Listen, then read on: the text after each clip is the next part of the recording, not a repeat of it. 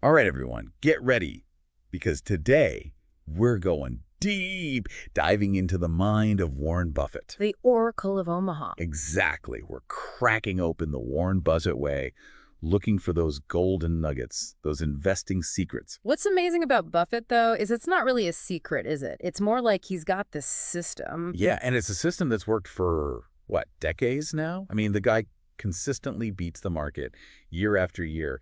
It's mind-boggling. And he built this empire, Berkshire Hathaway, this massive, massive company. Huge. On principles. It wasn't about chasing fads. It wasn't about, being a Wall Street hotshot. He once said, that's why they call them principles. Right. Like, these are the core beliefs that drive everything. It's Right. not about getting rich quick. It's about building something that lasts. And those beliefs, they didn't come out of nowhere. They were shaped by the greats, Like, take Ben Graham, the godfather of value investing. He's the one who taught Buffett about the margin of safety, buying stocks when they're trading for way less than they're actually worth. So it's kind of like finding that, hidden discount rack at your favorite store. That's a great way to put it. And then you've got Philip Fisher, who really emphasized companies with growth potential. Not just, oh, this stock's hot today, but this company is going to be a giant tomorrow. And we can't forget John Burr Williams, the numbers guy, right? All right. He gave Buffett the dividend discount model, this way to figure out what a company's truly worth based on its future cash. And what's fascinating is Buffett doesn't just, read these guys and put their books on a shelf. He uses these ideas every day. They're his tools. Exactly. These aren't just theories to him. Yeah. It's how he operates. Which brings us to something that might seem a little strange at first. Buffett's love of insurance companies. Right. Not the most exciting industry, is it? No, not exactly glamorous, but there's a reason, a strategy behind it. Absolutely.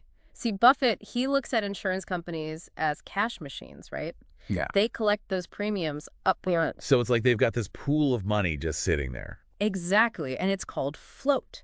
And while they're waiting to pay out claims, they can invest that float. It's like having this massive interest-free loan you can use to grow your own wealth. That's a pretty sweet deal. And his investment in Geico, that's the perfect example, right?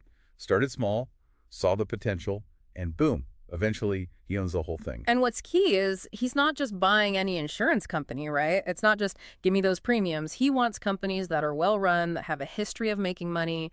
He talks about underwriting profit, basically. The premiums have to be more than the claims they pay out. He calls it dumb insurance when it's done poorly. Exactly. He wants smart insurance. Yeah. And that takes us back to the management, the people running the show. Remember that story about Ajit Jain who runs Berkshire's reinsurance? Oh, yeah. Buffett said, if you see that guy at the annual meeting, bow deeply. That tells you everything you need to know about how much Buffett values good leadership. But hold on, because insurance is just the tip of the iceberg. This is where Buffett's shopping list gets really interesting. We're not just talking stocks anymore, we're talking whole businesses. And not your flashy Silicon Valley startups either. No, he likes to buy companies outright. He's drawn to businesses that have this special something. He calls it a durable competitive advantage. It's what sets a company apart and protects its profits. Like a moat around a castle. Think about See's Candies. People love that brand, right? They'll pay a premium for it. That loyalty, that's a durable competitive advantage. It protects their profits. Makes them sort of untouchable, in a way. And then there's Clayton Homes. Now, housing, that's a tough industry, ups and downs all the time. But Buffett was so impressed with their business model, he bought the whole company. You've got to be kidding. Based on the founder's autobiography. Right. And one conversation with his son. That's incredible. Talk about trusting your gut. Right. And then you've got McLean Company. They're a distribution giant. Now, that might not sound exciting. Not exactly a household name. But they are a cash cow. They are essential. It's these under-the-radar businesses that often form the backbone of his portfolio. It's not about the hype. No, it's about the fundamentals. And then there's the story of Pampered Chef, this company that was started by a stay-at-home mom. And it ends up, part of Buffett's empire. Right. It just goes to show you that he's not limited by any preconceived notions. He's looking for value wherever it may be. So he's not swayed by flashy trends or anything like that. No, he's looking for solid businesses, companies with a real track record.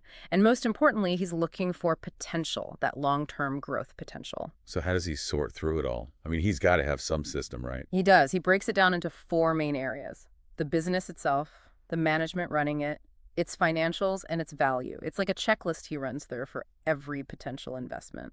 Okay, so let's break down that checklist. Starting with the business itself. What makes a company worthy of Buffett's attention? It's got to be something he understands, a business that's like reading a good book. It's clear, it's predictable, the story makes sense. So no crazy tech jargon, no business models that are still like a science experiment. Not his style. He wants those companies with remember that phrase, durable competitive advantage? The moat. Exactly. Think about a company like Coca-Cola, right? I mean, their brand is so strong, people will literally pay more for a Coke than some, generic cola. That's crazy when you think about it. It's that brand power. That's a durable competitive advantage. It's like a moat around their profits. So they're kind of untouchable. In a way, yeah. It's hard for competitors to make a dent. And Buffett, he's not looking for companies that are constantly trying to reinvent themselves. He likes businesses that are consistent, predictable, They produce the same great product year after year. It's like comfort food, You don't always want fancy. You just want something reliable and good. Yeah, perfect analogy. He's not trying to predict the next iPhone. He's investing in things that have stood the test of time. He uses that word inevitable when he talks about the companies he likes. It's like you just know they'll still be around in a decade, 2 decades. Exactly. But the business itself, it's only part of the picture, right? Right, because the company's only as good as the people running it. 100%. And this is something Buffett really hammers home. He's not just looking at balance sheets. He's sizing up the management team. He's looking for those A-plus leaders, the ones who are not just smart, but, trustworthy too. Absolutely. He's investing in people as much as companies. He wants managers who are honest, capable, and really importantly, shareholder-oriented. Meaning? They think like owners. They treat every dollar like it's their own. That's a high bar. I remember he's talked about admiring CEOs like Katharine Graham of the Washington Post and Roberto Goizueta, who ran Coca-Cola. Yeah. What was it about them that impressed him? They were visionaries, no doubt, but they also understood the value of the long game.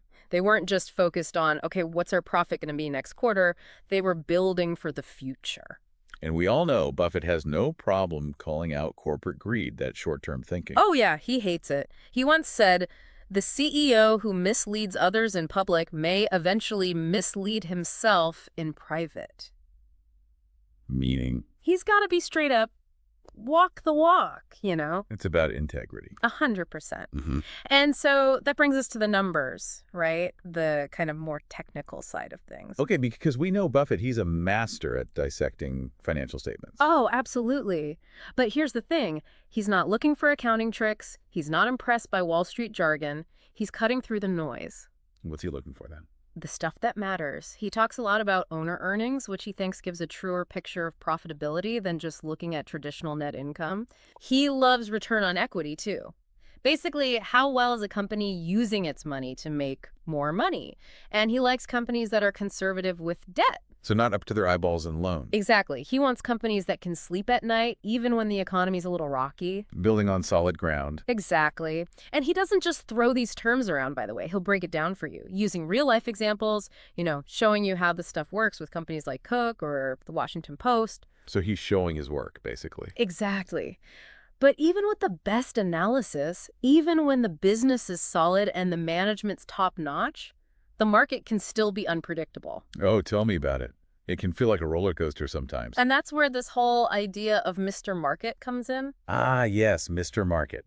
Buffett's famous analogy. It's brilliant, really, because it helps us understand that the stock market, it doesn't always reflect reality. Okay. It's like this guy, Mr. Market, he's always around, offering to buy or sell you pieces of a business, but he's emotional, you see? Driven by fear and greed, not logic. Exactly. So one day, he's euphoric, prices are through the roof. The next, he's panicked, selling everything for pennies on the dollar. How's exhausting. Right. And Buffett's point is, you can't get swept up in Mr. Market's mood swings. You got to focus on the long-term value of the businesses you own. Don't let him dictate your moves. Exactly. You're in control. And this is key, that long-term thinking, that's the heart of Buffett's approach.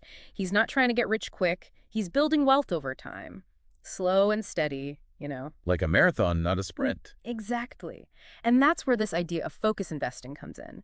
Buffett believes in concentrating your investments, really getting to know a handful of companies. So instead of spreading yourself thin, you go deep on a few. Exactly. He says 10 to 20 companies, that's ideal because it allows you to really truly understand the businesses, almost as if you were on the board of directors yourself. Instead of just skimming the surface. Right. You're not looking for hot stock tips. You're looking for those rare, undervalued gems that you can hold on to for the long haul. Okay, but how do we actually find those gems? How do we get that deep understanding that Buffett's talking about? It starts with being incredibly, incredibly selective. You're not just looking for any company that seems promising. You want the best of the best. We're talking the cream of the crop here. Those companies with the moats, the A-plus management teams, the financials that make you say, wow, they've got their act together. But how do we, as, regular investors, even begin to evaluate companies like Buffett does? It feels like a whole other level. That's where those 4 tenets we talked about, they come in handy. Remember, the business itself, the management, the financials, and the value. Right. You start by looking at companies you get, ones in industries you understand, that kind of thing. So, if I'm really passionate about, say, sustainable living, maybe I start looking at companies that are doing renewable energy or, I don't know, making eco-friendly products, because that's something I'm already interested in. Exactly. It's easier to analyze a business when you're not trying to learn the industry from scratch. You can spot the red flags, the opportunities more easily. Okay, so let's say we've got a few companies on our list we're intrigued. Now it's time to really scrutinize the management team, right? Like, put on our detective hats. Absolutely. And don't just be charmed by a fancy resume or the way they talk. Look for the leaders who are straight shooters. Do they have a history of making smart choices? Do they seem to really care about the long-term health of the business? Are they treating the company like it's their own? Like, would you trust them to captain your ship, basically? That's a great way to put it. And those annual reports, those shareholder letters, those aren't just boring documents. They can be exciting. Well, they can tell you a lot about how management thinks, their philosophy. It's worth a read. Okay, fair enough. And then, of course, there's the financials. I got to be honest, this is the part that always makes me a little nervous. You don't have to be a math whiz, though, to understand this stuff. It's about seeing the story behind the numbers. Look for consistent profits, healthy margins, are they making money on what they're selling, and strong cash flow. That means they've got the money coming in to actually run the business. So it's about sustainability, right? Yeah. Not just one good quarter and then they're struggling. Exactly. And don't be afraid to dig into the details. Ask questions. The more you understand, the better investor you'll be. Knowledge is power. 100%. But even the best business, run by the most amazing team, it's only a good investment if you're buying it at the right price, right? That's where the whole concept of value comes in. Paying a price that makes sense for what you're getting. And that's where patience is so important. Discipline, too. Don't get caught up in the hype. Wait for those moments when Mr. Market, remember him? He gets a little crazy. Yeah. That's when you can find those bargains. So we're like those savvy shoppers. But instead of clothes or gadgets, we're looking for those undervalued companies. Right. That's a great way to think about it.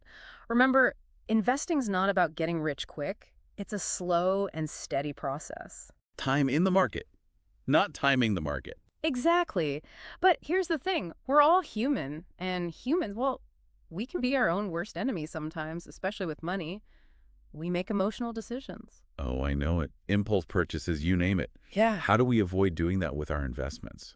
This is something Buffett and his partner, Charlie Munger, they talk about all the time. It's called behavioral finance. Basically, understanding how our own brains can trip us up when it comes to money. So we have to outsmart ourselves. But in a way, yeah. One big one is something called loss aversion.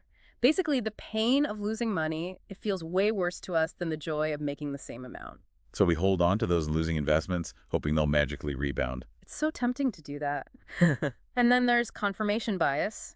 We look for information that backs up what we already believe, even if it's wrong. We see what we want to see. Exactly. But Buffett, he's all about being honest with himself, even when it's tough, admitting when he's wrong. That takes humility. For sure. And then there's the whole herding instinct. We see everyone else doing something, we think, oh, I gotta get in on that too. FOMO, fear of missing out. The ultimate investment trap, maybe? But remember, the crowd is often wrong. Buffett made his billions by thinking differently. Zigging when everyone else zags. Exactly. Now look, I'm not saying it's easy to think like Buffett. He's one of a kind. Yes, but we can learn from him, right?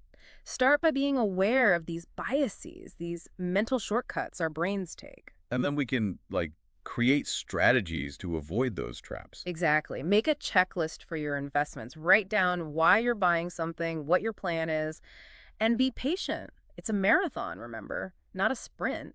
And I think that's the biggest takeaway here, isn't it? This isn't about getting rich quick. It's about taking the long view, being patient, being disciplined, and hopefully reaping the rewards down the road. You got it. It's a journey, not a destination. And with the right mindset, the right tools, it's a journey we can all take. That's a great note to end on. Thanks for taking this deep dive with us. Until next time.